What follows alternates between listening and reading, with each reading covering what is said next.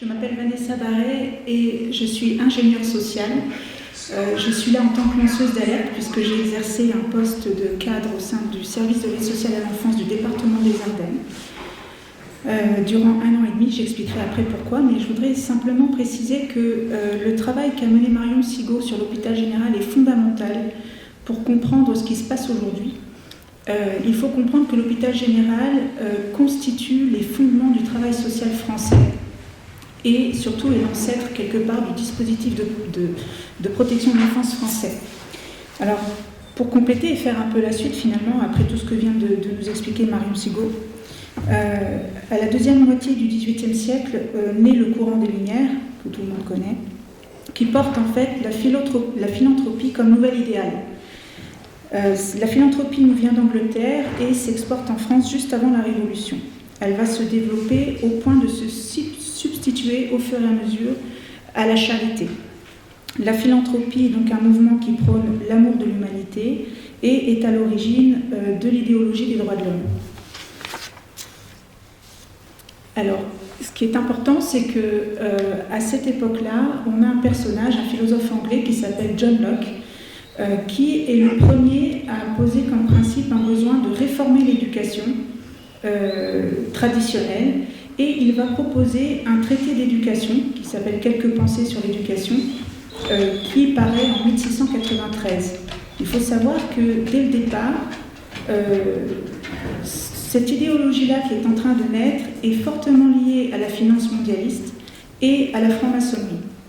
John Locke a effectivement participé à la création de la Banque d'Angleterre. Il est membre des Lumières anglaises et qui elle-même d'ailleurs est liée à la Grande Loge d'Angleterre.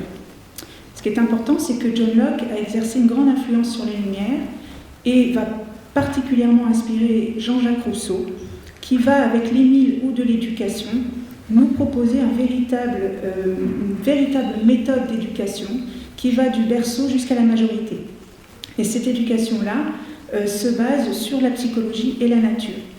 Et dans le même moment, en parallèle, en Allemagne, naît un mouvement qui s'appelle le philanthropinisme, qui est créé par Johann Besdow, qui lui prône l'illumination sexuelle aux enfants. Et tout cela va converger et va contribuer à la naissance de ce que l'on appelle l'éducation nouvelle, qui est un mouvement, un courant idéologique réformateur du système scolaire, mais aussi d'éducation des enfants, qui s'oppose complètement à la tradition. Et à partir de là, on va voir des philanthropes, donc des bourgeois, des riches messieurs, qui vont tenter de mettre en œuvre tous les principes énoncés par Jean-Jacques Rousseau dans l'Émile, dans des orphelinats qu'ils vont ouvrir eux-mêmes, parfois se faire financer par des bourgeois, par des chefs d'entreprise, etc. En parallèle, certains d'entre eux vont décider d'ouvrir des écoles spécifiquement dédiées aux enfants des élites. Donc on va avoir finalement cette même idéologie-là qui va être d'une part instruite à des futurs dirigeants, futurs hommes politiques, et dans le même temps des enfants pauvres sur lesquels, vous imaginez bien, des principes d'éducation sexuelle vont déjà se mettre en œuvre dans ces établissements.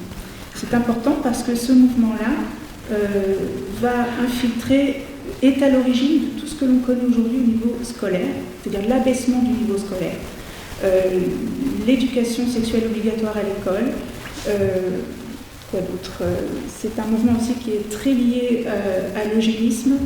Donc voilà, toutes les choses-là aujourd'hui qu'on est en train de vivre sont nées de ce mouvement-là. Il faut savoir que le philanthropisme va tout au long du XVIIIe siècle cohabiter avec le religieux. En 1793, la Constitution pose l'obligation de la nation à traiter la question sociale. Mais c'est seulement sous la Troisième République que l'État va s'emparer de la question sociale. Tout au long du XIXe siècle, c'est vraiment les œuvres privées philanthropiques et religieuses qui vont gérer ensemble la charité. Mais malgré tout, au fil du temps, l'esprit des Lumières gagne au sein de la société française, se propage dans la société française, et la charité se fait complètement absorber par la philanthropie. Sous la Troisième République, l'État s'empare donc de la question sociale. Elle reprend la logique de l'hôpital général. C'est ça qui est important. Donc elle instaure le travail social comme monopole d'État. Et dans le même temps, la bienfaisance anglaise s'exporte aux États-Unis, qui va modéliser et conceptualiser ce qu'on appelle le social work, donc le travail social. Et là va naître un mouvement international du travail social. Il va y avoir d'ailleurs une première conférence internationale du service social qui va réunir 42 pays en 1928 à Paris, où on va se faire des échanges de pratiques, où vont ouvrir les premières écoles de travail social en France. C'est à partir de ce moment-là. L'État va mettre en place le diplôme d'État des assistants de service social en 1932, puis succéderont la création des diplômes d'État d'éducateurs spécialisés, de moniteurs éducateurs ou d'éducateurs de jeunes enfants, etc. Progressivement, c'est un véritable mouvement de professionnalisation qui s'opère. L'État remplace les religieuses par des médecins, des infirmières, des éducateurs. Après la Seconde Guerre mondiale, le secteur associatif va gérer par délégation de l'État la question sociale. Et là, on va avoir un autre processus, c'est le processus de fonctionnalisation du traitement du travail social. Et là, on y est aussi, c'est important. Au fil du temps, le travail social, sans s'en rendre compte, va être réduit à un état de servilité par l'État. Et c'est vraiment l'État qui va avoir entre les mains toutes les politiques sociales. Le travail social n'est pas indépendant. Et ce n'est pas le travail social qui fait l'État, c'est l'État qui fait le travail social. Va arriver dans le même temps, donc dans les années 60-70, ce qu'on appelle le New Public Management, c'est-à-dire une organisation bureaucratique qui séduit bien les Français. La société américaine fait envie. En tout cas, c'est une logique de marché qui va se mettre en place petit à petit et les dispositifs du social vont être soumis à une obligation d'évaluation et donc obligation de résultat. Va s'ensuivre les lois de décentralisation, puis vraiment la loi de 2002 qui, elle, va vraiment faire entrer le travail social dans une logique ultra-libérale. Et donc on est dans une nouvelle approche où le bénéficiaire d'aide sociale ou alors le patient devient un client. Ceci d'ailleurs c'est assez lié avec le pacte mondial et l'obligation des entreprises de se soumettre au RSE. C'est très lié en fait toujours à la finance mondialiste, mais ça prendrait beaucoup de temps de pouvoir le développer. Alors maintenant, pour en revenir à moi et qui je suis, petit rappel, en 2017, le ministère de l'Enfance et de la Famille est supprimé par le président de la République nouvellement élu, Emmanuel Macron. En janvier 2019, un documentaire que je pense ici beaucoup de personnes ont vu, Pièce à conviction, diffuse Enfants placés, les sacrifiés de la République, qui nous montre les conditions désastreuses de prise en charge des enfants dans les foyers et dans les familles d'accueil. On y voit des enfants livrés à eux-mêmes, sans encadrement, sans sécurité. En réaction à la polémique, le gouvernement, Emmanuel Macron, décide de nommer un secrétaire d'État chargé de l'enfance, Adrien Taquet, qui va être rattaché au ministère de la Santé. En janvier 2020, une nouvelle enquête sort et diffusée à la télévision, Mineurs en danger, sur M6. On y voit beaucoup de séquences en caméra cachée, tellement il a été difficile pour les journalistes d'obtenir un accord pour pouvoir venir filmer des séquences. Voilà, ils étaient obligés de faire ça en caméra cachée. On y voit, encore une fois, des enfants livrés à eux-mêmes, déscolarisés, des détournements de fonds des dirigeants des foyers, etc. Et là, c'est là que j'entre en scène. L'État décide de mettre en place en réaction la stratégie nationale de prévention et de protection de l'enfance, qui, malgré, en plus de, parmi les points, on va dire, importants de cette stratégie, c'est de mettre en place un contrôle des établissements et services de la protection de l'enfance. Le département des Ardennes, dont je suis originaire, figure parmi les 30 départements, les premiers en tout cas sélectionnés pour mettre en œuvre cette expérimentation-là. Mon poste est donc créé dans ce cadre-là. Et mon travail, c'était donc, pour quand même situer et expliquer, c'est un peu comme une entreprise, vous savez, qui a un siège, et après ça, elle a peut-être des succursales sur un territoire. Moi, j'étais vraiment au siège de l'ASE, au niveau de la direction, les plus hauts cadres, ceux qui ont... c'est vraiment là que se décide la politique de protection de l'enfance. Je ne suis pas en contact direct des enfants, mais mon travail, c'est de m'assurer que dans les foyers, que leur prise en charge soit convenable, que leur santé, qu'ils soient en sécurité, voilà, je dois vraiment effectuer le contrôle des établissements. Les établissements ont l'obligation de signaler au département qui les finance, hein, c'est financé avec nos impôts, c'est les départements qui financent, bien souvent ce sont des associations, donc les foyers, ils ont l'obligation de nous déclarer tout ce qui se passe à l'intérieur, sauf que c'est assez peu appliqué, ou alors c'est assez sélectif. On ne sait pas tout, et c'est très difficile de faire respecter cette règle-là. Malgré tout, quand ça nous parvient, c'est absolument...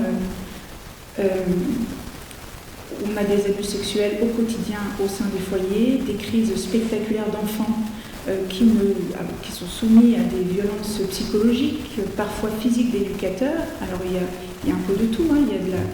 Il y a un problème de formation, il y a des problèmes de conditions de travail, on a des locaux vétustes, on doit faire face à des inondations ou à des locaux qui tombent, qui sont en mauvais état.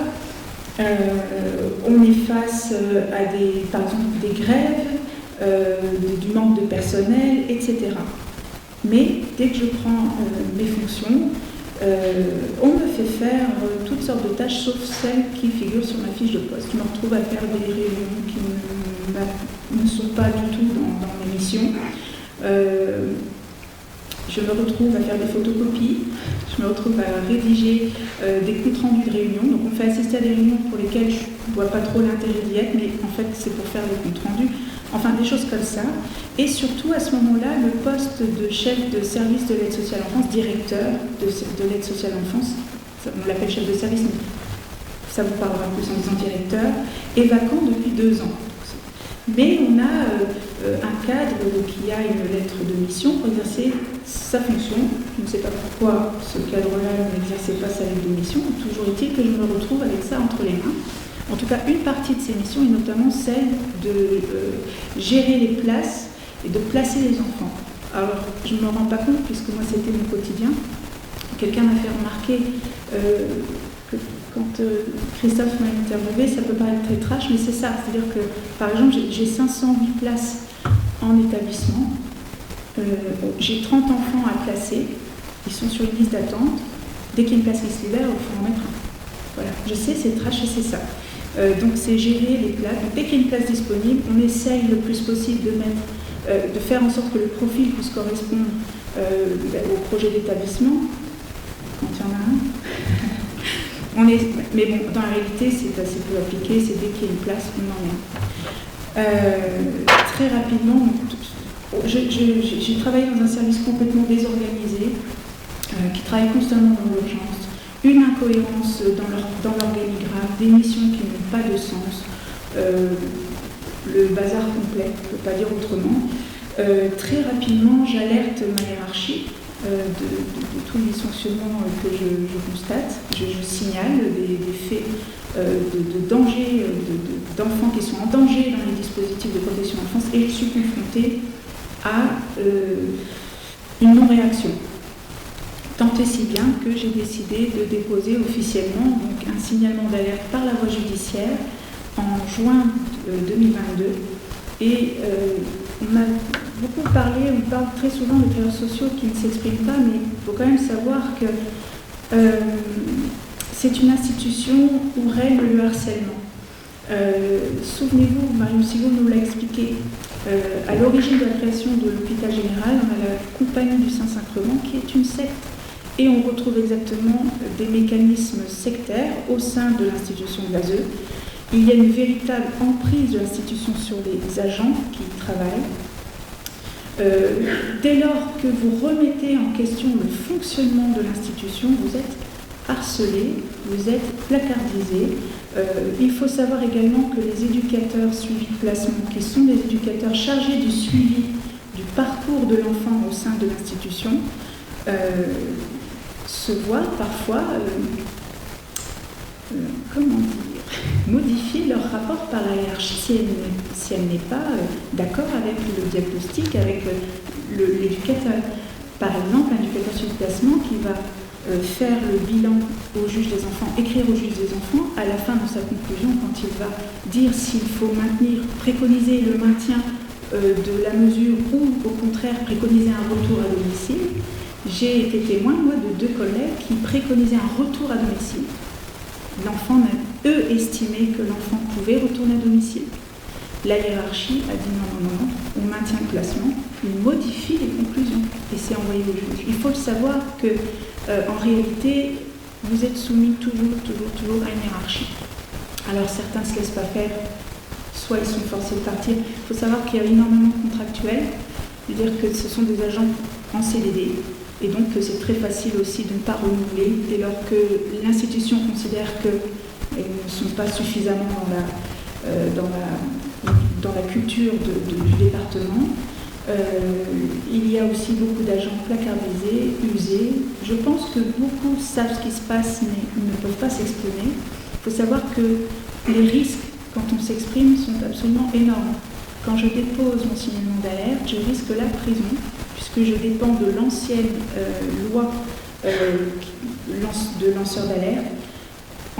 Après, au mois de septembre, quelques mois plus tard, une deuxième est sortie qui protège davantage le lanceur d'alerte, c'est-à-dire que si vous faites un signalement mais de bonne foi, même si ce n'était, par exemple, ça ne s'avère pas vrai, en étant de bonne foi, vous ne pouvez pas être poursuivi. Mais pas au moment où je dépose mon dossier. C'est énorme. Et je tiens aussi à dire que, déjà, en plus, on n'a pas le droit de sortir de documents d'une institution, sauf si on est lanceur d'alerte. Et je dois dire aussi autre chose, c'est que si je n'avais pas eu, moi, un entourage, ma famille, pour m'aider à la fois moralement, mais aussi financièrement, je n'y serais pas arrivée. Pas du tout. Et donc, je veux dire, c'est qu'il faut avoir les reins solides quand on s'engage là-dedans, et parler ce n'est pas facile, vraiment. Alors, après mon signalement d'alerte, j'ai été mise en contact par 2 collectifs qui accompagnent des familles de placement abusif. Je veux dire, je ne doutais pas que ça existe du tout. Je pense qu'il y a des défaillances dans plein d'endroits. Il peut y avoir des ratés dans beaucoup d'institutions. Je ne connaissais pas, en fait, véritablement, disons, l'ampleur. En fait, je ne connaissais pas tout ça. Et vous allez rire parce que, bon, moi, dans mon signalement d'alerte, j'ai recensé tous les articles de loi qui n'étaient pas respectés. J'avais 5 pages. Juste ma partie à moi. Et je ne savais pas que ce n'était pas respecté non plus pour les familles. Et les premières familles que j'ai eu au téléphone, au départ, voilà, alors on m'avait demandé si j'étais d'accord pour conseiller quelques dossiers, jeter un regard, comme j'avais été à l'intérieur, peut-être voilà, que ça pouvait aider des familles. Au début, les familles racontent leur histoire, tout ça. Et je dis, mais d'accord, mais qu'est-ce qu'on vous reproche? Pour quel motif on vous a retiré votre enfant? Donc, moi, ils expliquaient. Mais je dis, oui, mais qu'est-ce qui est écrit sur le rapport?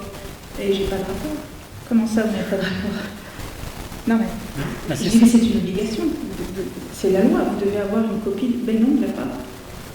Alors là, vous voyez, là, en fait, j'ai commencé petit à petit à découvrir ce que les familles vivaient. Et plus j'avais témoignages, plus je retrouvais. Et effectivement, on m'a envoyé des dossiers et je constatais moi-même, j'ai constaté que dans ces dossiers-là, les dossiers étaient vides. Le danger n'était pas avéré. Ce n'était que sur de la suspicion de danger. Et plus je faisais connaissance avec les familles, je leur disais, mais est-ce que vous avez été en garde à vue? Non. En fait, pas d'enquête approfondie, rien du tout. Et le placement.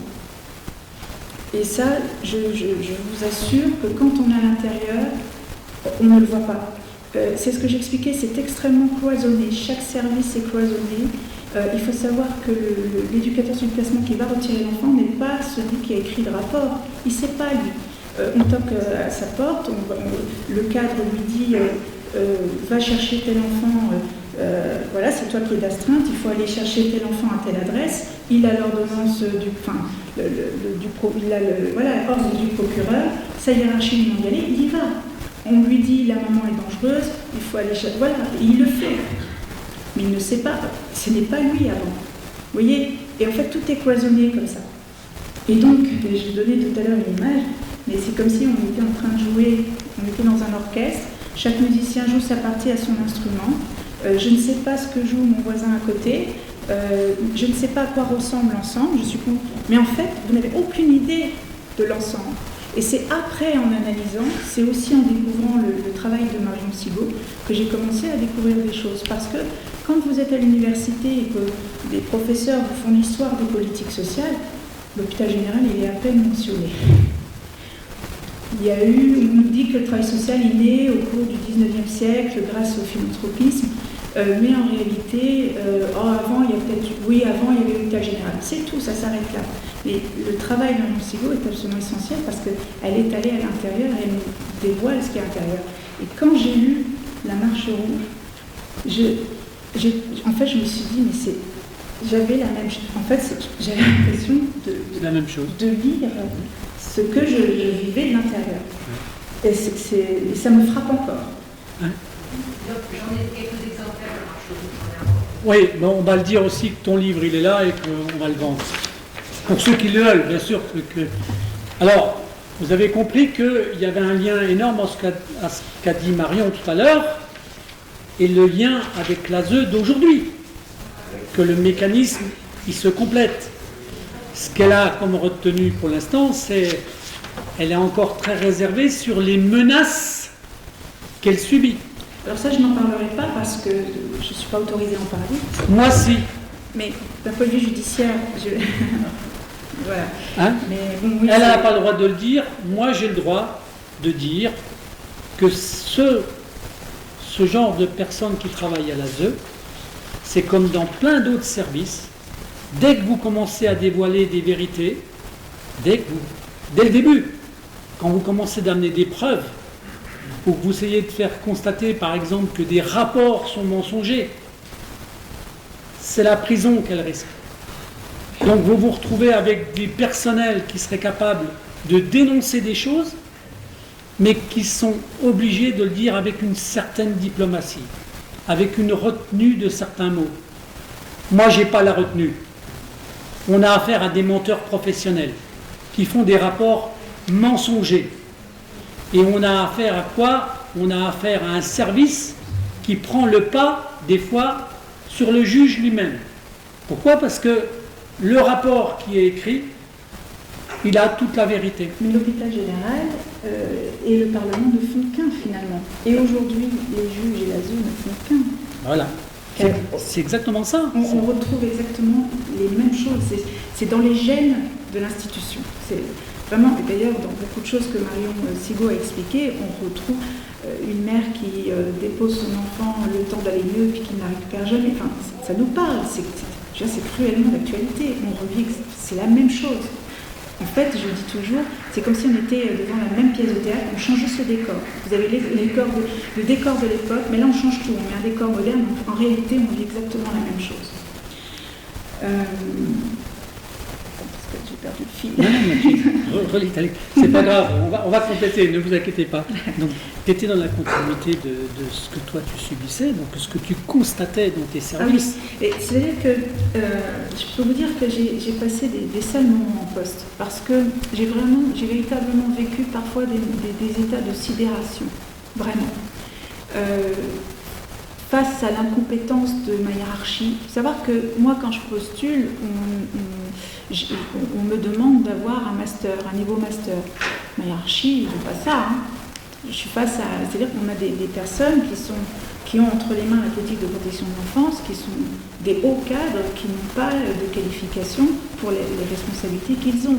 Ce sont des personnes qui ont été éducateurs spécialisés ou assistants sociaux il y a très très longtemps, mais qui ont grimpé des échelons hiérarchiques par des concours, mais pas véritablement de formation, de qualification, de droit, moi je me baladais toujours avec le code de l'action sociale et familiale, dire, je passe à des personnes qui ne connaissaient même pas la réglementation, la loi.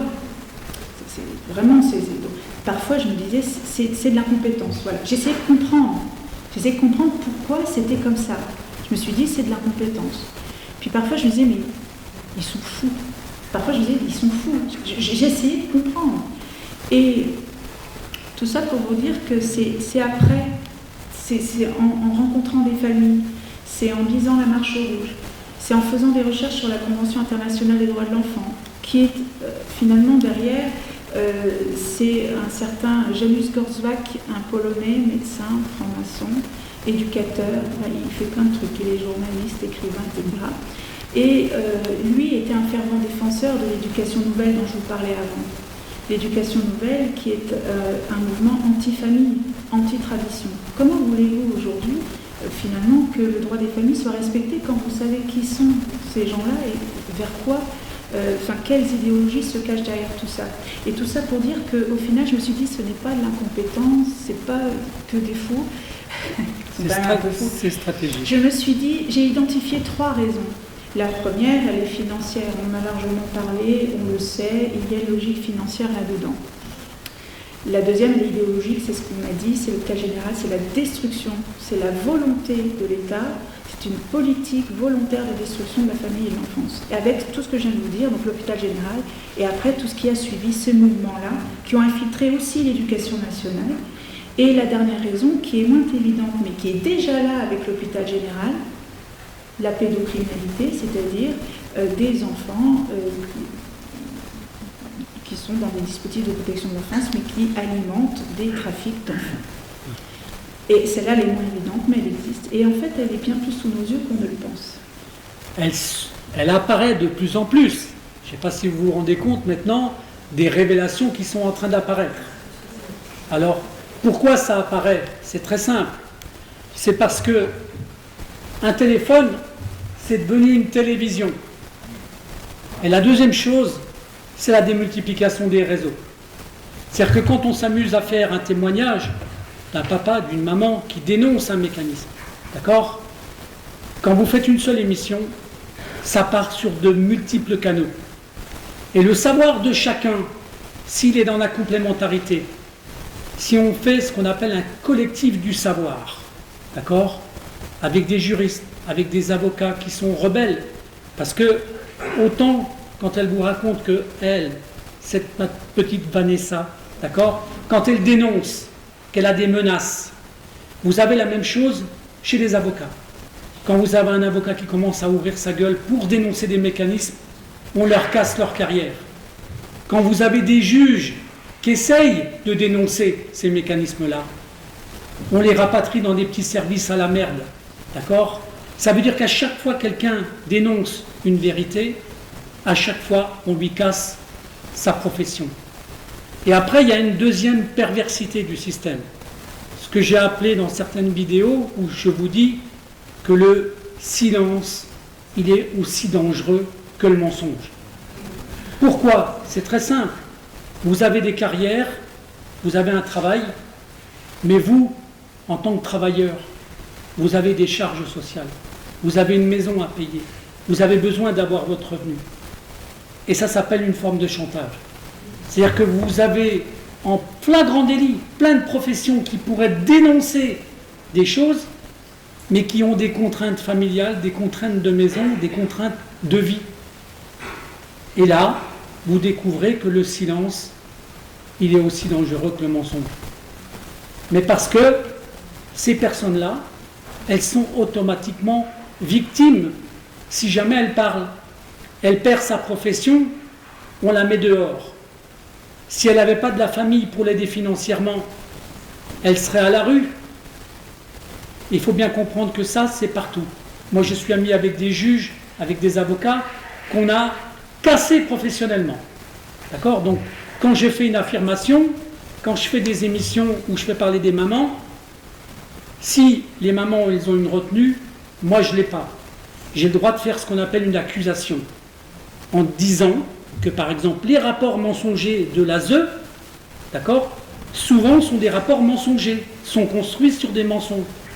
Mais comme on ne les a pas, les rapports ils circulent jamais.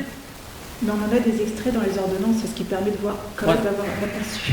Comment ils construisent des mensonges, d'accord? On aura l'occasion de donner la parole demain, ou en soirée peut-être, à des mamans, pour qu'elles exposent des fois le motif qu'on a mis dans le rapport pour enlever des enfants. Parce que la parole des mamans et des papas, c'est important. Et plus on fait circuler ça sur les réseaux sociaux, plus on arrivera à contrarier ces mécanismes-là. Voilà. Tu peux continuer ton petit... Oui, je veux juste terminer sur une chose, c'est que le Conseil de l'Europe a donné quelques critères pour définir ce qu'est un placement abusif, et je vais vous les donner. Donc un placement abusif pour le Conseil de l'Europe, c'est d'abord quand les conditions de placement ne permettent pas de conserver les liens avec la famille, c'est-à-dire l'éloignement des parents, des enfants quand ils sont placés. Donc ça peut être à l'autre bout du département, ça peut être dans un autre département. Nous, dans les Ardennes, ça nous arrive très fréquemment, des enfants qui sont placés en Belgique, notamment quand ils ont des problématiques de handicap. On n'a pas les structures. Donc, voilà. Donc ça peut être considéré, c'est considéré pour le Conseil d'Europe comme du placement abusif. Autre critère, c'est la durée de placement excessive. Un placement ne doit jamais être, ne doit être temporaire, il ne peut pas être durable. Hein. Et c'est toujours le retour de l'enfant au domicile qui doit être privilégié. Normalement, c'est ça. Autre critère, le placement dans un milieu hostile où l'enfant est exposé à du danger, de la violence, agression, harcèlement. Et moi, au départ, c'est vraiment ça que je dénonce, c'est que c'est absolument scandaleux que des enfants vivent des choses qu'ils n'auraient jamais subies dans leur famille d'origine. C'est absolument intolérable. C'est honteux. Voilà. Ça, c'est insupportable. Et à la rigueur, un enfant qui a été retiré parce que c'est ce qu'il vit à la maison, c'est en aucun cas dans un dispositif de protection d'enfance, ne devrait surtout pas revivre ça. Et le dernier critère pour la Cour européenne, c'est la non-considération de la volonté de l'enfant qui ne souhaite pas être placé. Mais là encore, on constate aussi que la parole de l'enfant n'est pas du tout prise en compte. Voilà. C'est une synthèse. Alors moi, je voudrais rajouter une chose pour que ça rentre dans votre mémoire. Tout le monde sait ce que c'est qu'une OPP. Une ordonnance de placement provisoire. Vous savez ce que c'est une OPP? Mais je vous rappelle une chose très importante. En France, le provisoire, il dure longtemps. Souvenez-vous de ça. L'OPP, c'est le provisoire qui dure longtemps. Et pourquoi ça dure longtemps? Parce que ça fait circuler beaucoup d'argent. Un enfant qui est enlevé à la maternité au sein de sa mère, il peut rapporter de l'argent dans le mécanisme financier jusqu'au moment où il n'en rapporte plus. Et vous savez à quel moment il n'en rapporte plus? À la majorité. Ça veut dire que pendant 18 ans, le provisoire, il peut être renouvelé.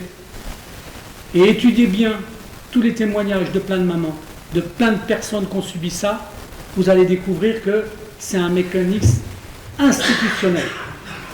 Et il faudra qu'on s'en prenne non seulement à des dysfonctionnements des services sociaux, mais il faudra aussi qu'on remonte à nos élus, à tous nos élus, et notamment aux responsables de département, qui gèrent une masse financière, vous le savez ça, mais c'est de l'argent public. Or l'argent public, c'est les impôts des citoyens. Donc ça veut dire quoi? Que celui qui a vraiment le pouvoir, c'est le citoyen, pas l'élu. Donc ça, il faut que ça rentre dans la tête des gens. Il y a un moment donné, il faudra que le peuple se rebelle sur des mécanismes qui sont à dissoudre, à éliminer. Moi, je travaille avec des gens, des fois, qui me disent carrément dans leurs commentaires que les services sociaux ils devraient disparaître. Mais carrément, vous voyez, ça va jusque-là. Alors on n'en est peut-être pas là, parce que l'origine, c'était pas ça. Mais par contre, modifier tous ces systèmes-là, oui.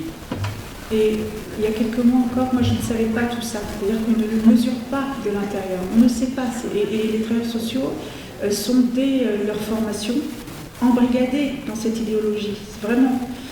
Ils sont persuadés de sauver des enfants. On ne se rend pas compte que c'est le contraire qui est fait. Ils sont vraiment convaincus de servir un idéal.